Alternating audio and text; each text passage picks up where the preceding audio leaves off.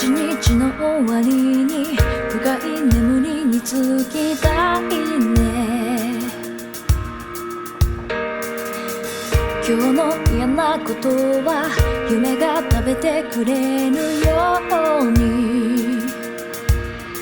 それでも大切なことさえも飛んでいってさよなら抱きしめたつもりの正しさ溶け出し手のひらこぼれた未来なんて見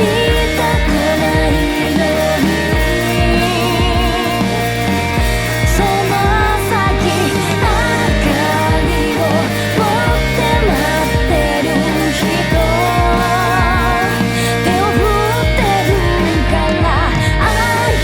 みを進めてきたの。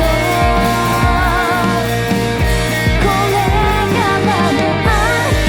みを進めてくの。今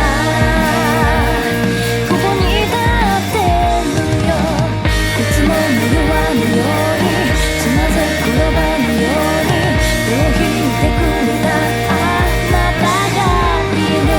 いつもの弱のようにつまずく転ばぬように今度は手を引いて導けるように大人になりたいと初めて思えたんだ。守る強さが欲しいと願った。もしも叶うならば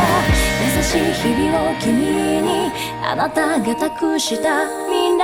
を君に